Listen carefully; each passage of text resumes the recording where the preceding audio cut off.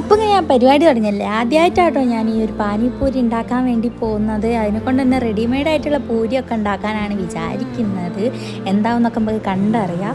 ആദ്യം തന്നെ ഒരു പാത്രം എടുത്തിട്ട് അതിൻ്റെ അകത്തേക്ക് 2 ശർക്കരയും കുറച്ച് കാരക്കയും കുറച്ച് പുളിയും കൂടി ഇട്ടിട്ട് നമ്മളൊന്ന് ഇത്തിരി വെള്ളം ഒഴിച്ച് ഒന്ന് അടുപ്പത്ത് വേവിക്കാൻ വേണ്ടി വെക്കുക കേട്ടോ. അതിനുശേഷം കുക്കറിൽ 3 ഉരുളക്കിഴങ്ങ് ഒന്ന് വേവിക്കാൻ വെക്കുക. പിന്നെ ഒരു മിക്സീൻ്റെ ജാർ എടുത്തിട്ട് കുറച്ച് മല്ലിച്ചെപ്പും ഒരു കഷ്ണം ഇഞ്ചിയും കുറച്ച് നാരങ്ങനീരും ഒരു പച്ചമുളകും കുറച്ച് ഉപ്പും കുറച്ച് വെള്ളം കൂടി ഒഴിച്ചിട്ട് നല്ലോണം ഒന്ന് മിക്സിയിലിട്ട് അടിച്ചെടുക്കുക കേട്ടോ.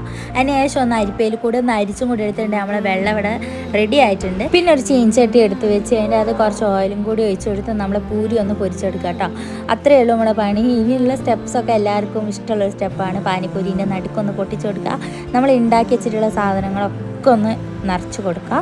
പിന്നെ ഞാൻ വീഡിയോ എടുക്കാൻ മറന്നുപോയിട്ടുള്ളൊരു സാധനം എന്താ വെച്ചിട്ടുണ്ടെങ്കിൽ ഉരുളക്കിഴങ്ങ് ഒന്ന് പുഴുങ്ങിയിട്ട് വേവിച്ചെടുത്തിട്ട് അതിൻ്റെ അകത്ത് കുറച്ച് മുളക് പൊടിയും കുറച്ച് ഉപ്പും പിന്നെന്താ പറയുക ഇത്തിരി ഉള്ളിയും കൂടി ഇട്ടെടുത്തൊന്ന് മിക്സ് ചെയ്തെടുക്കുക. അപ്പോൾ അത്രയേ ഉള്ളൂ. നല്ല ടേസ്റ്റ് ചെയ്യണം കേട്ടോ. സത്യം പറഞ്ഞാൽ എല്ലാവരും ട്രൈ ചെയ്ത് നോക്കൂ.